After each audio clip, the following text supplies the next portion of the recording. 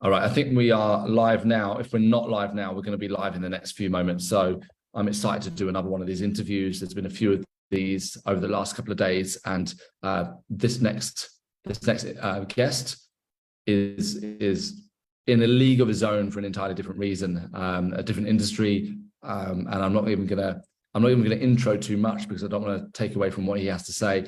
But what I will say before we get into it is that the first time I met this individual, this young guy, because he's told me again, he reminded me he's only 25 and he's already doing what he's doing. I met him on Clubhouse, and he was one of the first people that attended my first ever club. I think it was my first ever Clubhouse, and accidentally he clicked to come into the room that I was hosting. If you don't know Clubhouse, it was this live. It's still around. It's not like it was, but it was this live almost podcast that you can go in, you can interact with the host or the people hosting the sessions. And I heard about this guy's story and what an incredible bass guitar player he is, and that he plays on stage with some of the biggest stars in the world, travels all around the world, just spent like 4 months or something in the US on the biggest stages in the world on TV. You've probably seen him play live on TV.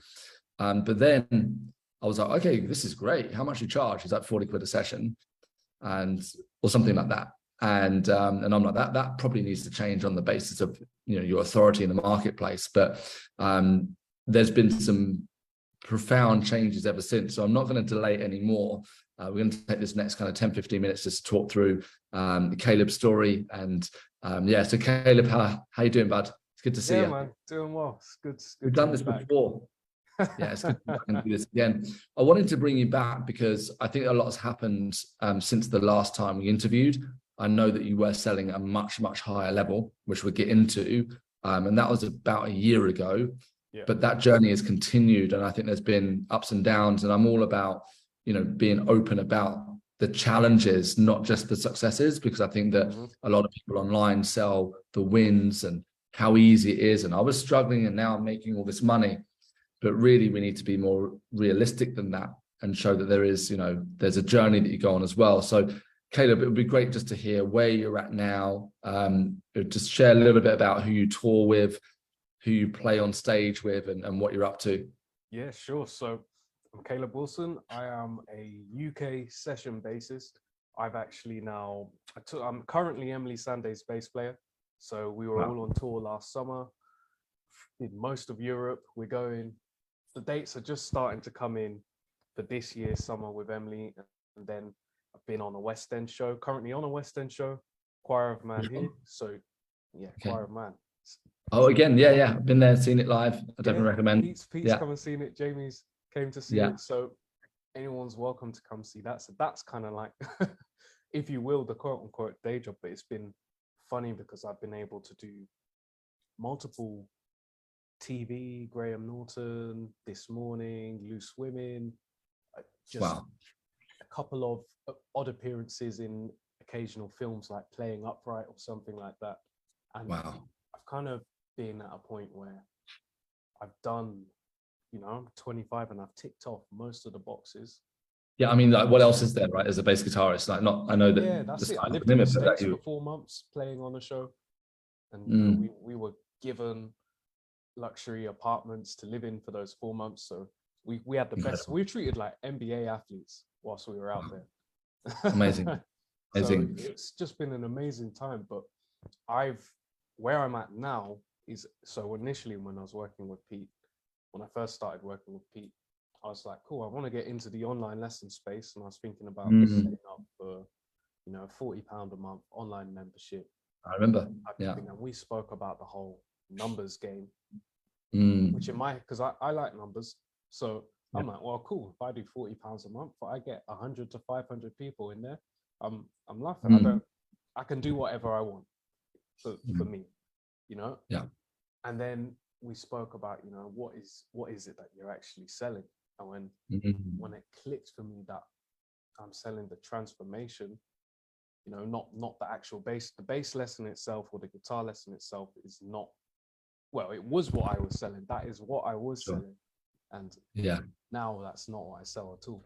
So where I'm at now is I work with people and I charge £3,000 to £5,000 to teach them to play like a rock star. You know, I'm working on my copy at the moment, but we're along the lines of, you know, drop drills with your playing that commands attention. So wow. there's, I love that.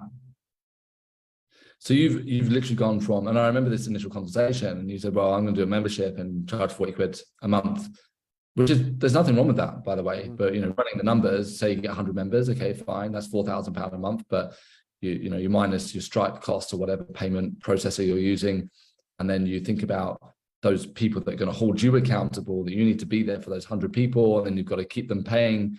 It always sounds good on paper. I'm not against memberships, but you know, when we fleshed it out, it was like, what are you really trying to achieve here? And you're like, I want to teach people to play at the highest level. And I remember this was a very probably first or second conversation that we had.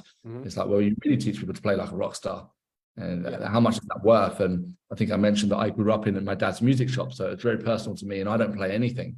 And I know that nothing would make my dad happier than if I just showed up one Christmas and out of nowhere just pick up the bass guitar, piano, and just start playing like a rock star. I think that my dad is not an emotional guy, but that would bring tears, because he'd be like, wow, when did that happen? Because he tried for my entire youth to get me to learn to play anything. And he gave me Fender Stratocasters, he gave me the top bass guitars, I just play. And I'm like, you know, you've got me working here on the weekend. I just want to be with my mates. I want to be playing basketball, doing something different, right? So that right there as well, Pete, that's exactly why I'm having the change in how I position myself as well. Because I found that I'm attracting a lot of that. You know, a lot of people who are like, yeah, I would play. You know, I might do a few lessons, but I'm not interested in teaching that demographic. Absolutely. Well, this is the whole thing. Sorry to jump in. You've sold like quite a few of these last year, but it's not been you know, you sold at what level? Like three to 5,000. Is that right? That back then that was probably 1 to 2. Okay, so 1,000, so 2,000. At the moment, I'm at. So this is where I like having these conversations, because at the moment I'm comfortable with the idea at selling at 3, pushing myself to then step up to 5. But as we have these conversations, you know, we're talking about it should be closer to like 8 to 15. And I mentally, I know it's there, but I'm still working through. Sure, it's very honest. Yeah, and I get that. So we'll talk about like your decision for that and why. But let's go back to the very beginning. I want to go a little bit deeper with that. So where were you at when we met like 18 months ago? I mean, it might even be getting on 2 years now, because it's been a while. It's been a journey. But, you know, I know that you mentioned I was going to charge 40 quid a month for membership. But, you know, where was your head at that time? And in terms of like, you know, your thought process and strategically, and how you were feeling about making this change, despite your background, despite you playing with the biggest stars in the world on stage, where was your head at in terms of turning this into a business? To be honest, at the time we met, we weren't even sure if the music industry was going to come back at all. We were in the thick of COVID.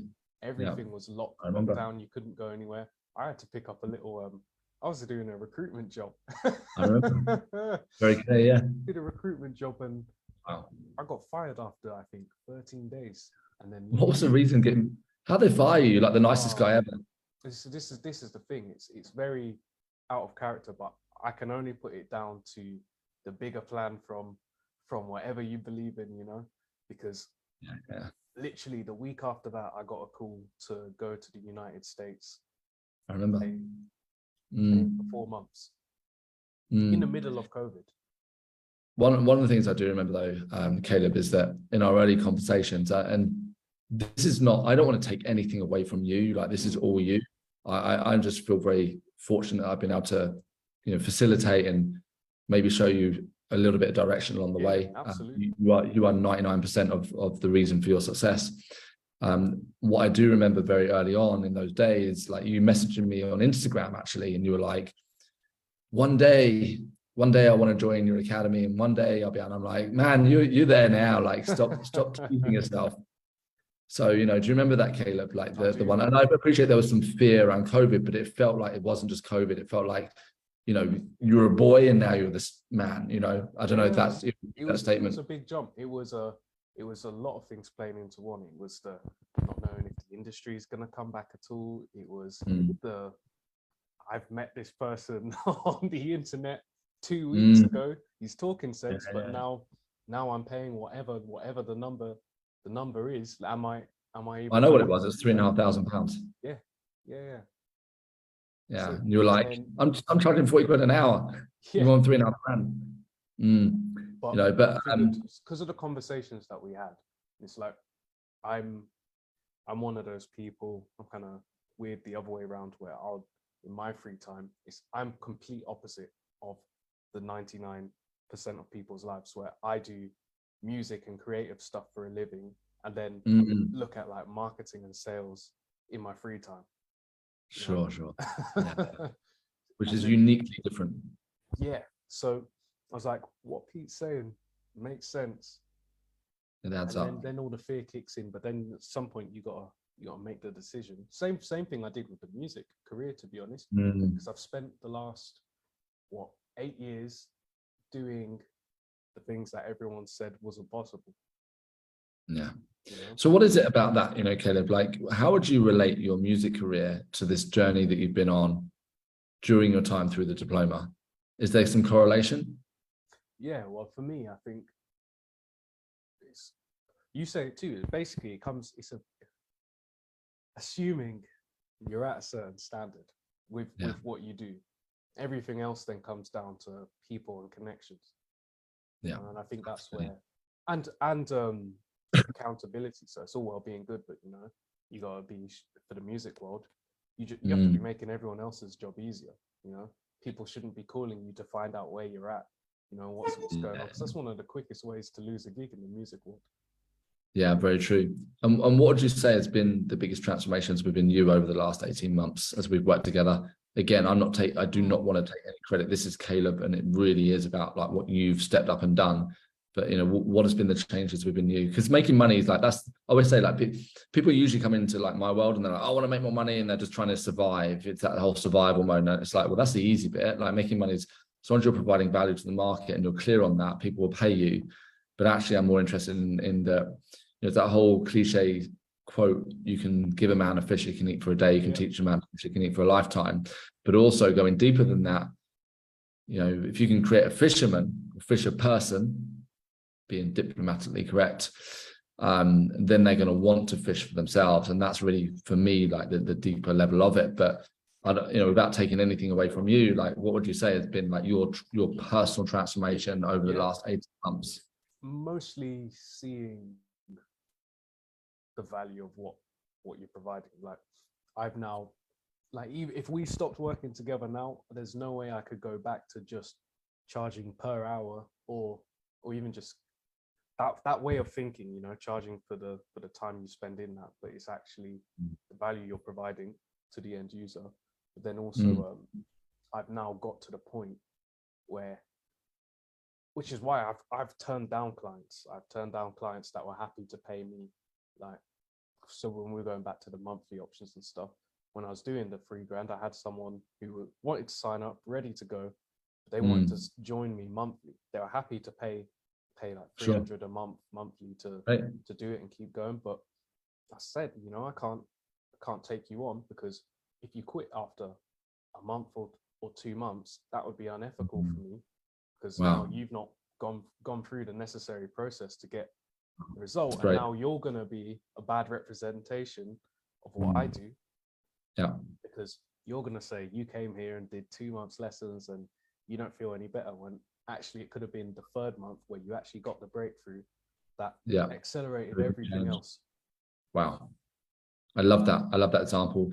And so let's go to now. So you mentioned earlier that, and you've been alluding to this throughout this, last 10 minutes or so, you've gone from, and this is a realization I think you've had more recently, you've realized that you can sell at 3,000 to 5,000 and you've done it. But actually it's not about selling at 3,000 to 5,000, which for anybody new listening to this, I'm like, what do you mean it's not about that? But it isn't, right? Like, you've got to onboard the right person, and so you've had a shift in the type of person that you're working with. So do you want to share a bit about that? Yeah, so I kind of had, initially I was very much for school age, like it's a very easy box for me to tick off to get someone to ace their GCSE exams, you know, pass it. That's an easy guarantee for me. I can do that in my sleep. But it wasn't fulfilling goal in terms of what I want people to achieve. And I found I was attracting the wrong clients.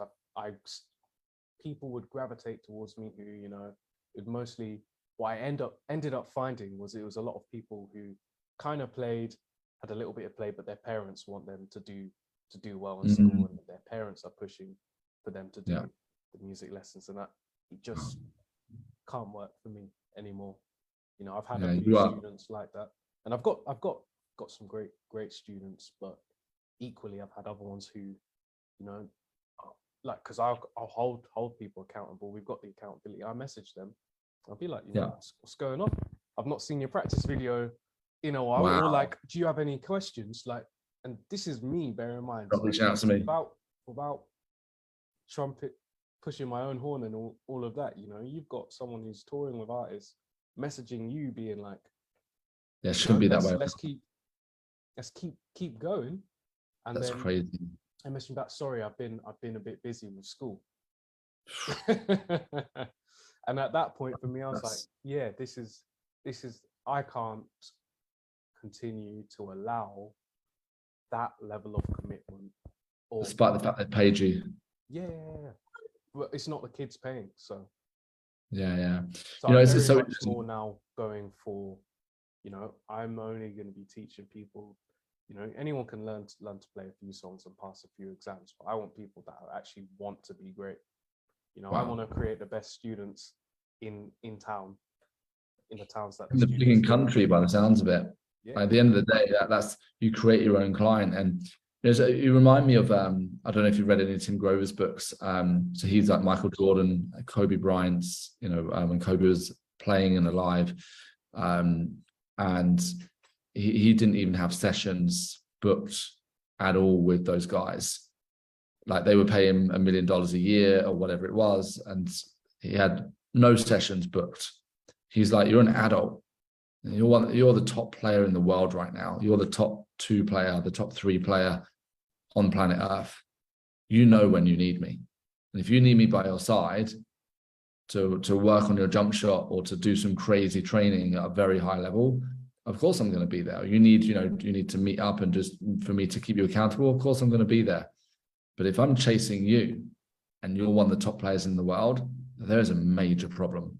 Yeah. And you know, he has built, there's a great book called Relentless. He's written, I forget the other book now, but you know, I just feel so much of that resonating, you know, in what we're talking about now. And it's very much a deep philosophy of what I teach as well.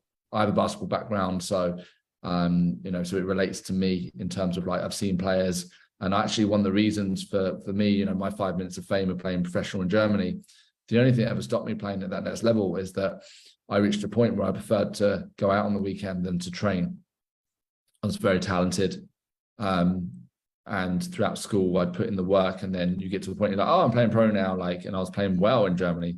But, you know, having someone like you, but the equivalent of basketball, like a Tim Grover, is a game changer. Yep. But yeah, I just love, you know, you've just got so many of these philosophies and principles, and you know, you've really got it down packed, and that's the deep work. So my next question for you, you know, is over the last 18 months, the work that we've done together, has it been easy? Has it been like a quick fix, or has it been like you've got to really kind of dig deep with it and constantly think about it? Do you want to share? It's very much, you know, you got to find the answers that relate to you, for yourself, for your situation. But I've then also now recently, especially since we've been talking, it's been actually going back to the quote unquote basics. Yeah. You know, of actually making never fail on the advance. This is it. It's like all actually tracking numbers, and I still need to be better at it. Yeah. But yeah, actually tracking the numbers and what those next steps are, and working on the business and not in the business. Yeah. We did the numbers session 2 weeks ago, and I know that you got a lot from that session as well, because you've got to be tight with your numbers. It's like anything to see it all lined up like that, and actually be like, right, okay, that makes a lot of sense. So for me now, my next challenge to just push through and work out is what systems I create to create the right clients. Gotcha. Gotcha. And because I want to attract the right clients and actively repel the wrong ones, save me time. Yeah. Caleb, I could talk to you about this all day. I appreciate you being on so much, and I just think it's such a fascinating conversation, especially from your perspective. I guess I've just really got one more question for you, is that, there's going to be people watching now, watching the replay, and, they're in a tight situation, and they're thinking, I should do something, blah, blah, blah, but they keep on accepting the unacceptable. They keep on, they run their business, they know they've got talent and they've got something to offer, but they keep on, working with clients who aren't right for them. They keep on undercharging, and it's just this repeating cycle. So what would be your message to them? Well, I got a message for one person in particular who I invited to join this group. I like that. Ruth Obadiah, and she's without a doubt one of the best braiders I know, like hair braiders. So like braids, right. Locks. She got my locks started. Love it. She should be working on film sets, TVs, makeup commercials. She should be like the next level. Yeah, the Black Afro-Caribbean hairstylist for the UK. But she's still stuck in Reading, braiding people for 80 quid, 100 quid, whatever it is, depending on the style at a time. And she's in the process where she's considering options. And I'm like, Ruth, you got to be in this. You got to. And I think just being in this group, doesn't really matter what you do so much. You're going to find people who come from a similar space or in industry to you that have found a way to put together a transformation that actually changes the business for them. Yeah, I love that. I'm sure that Ruth and some others in this group will get that message loud and clear. But Caleb, thank you so much for hanging out. Like I said, I've tried to keep these interviews relatively to 15-20 minutes, and I think we're there now, despite the fact that I feel like we're just opening up the topic. Just starting up, just warming up. I know. It's crazy, right? But maybe we'll do this again in 6 months. But I appreciate you, and I'm so proud of the work, sincerely proud of the work that you're doing, how you're showing up. And it's not just a matter that you're like showing up on social media all day, because you're not doing anything really on social media. It's not about social media. Mm-hmm. This is about the deep work you're doing in the background, and also how you're presenting that to your specific market, and it's working for you. You're playing your game at the highest level, which is amazing. So a big shout out to you, and I'm excited about the next year, 2 years, 10 years. No, very interesting time. You're just getting started. Just getting started. All right, buddy. Thank you so much. We're going to finish up the interview now. So we'll stop the stream.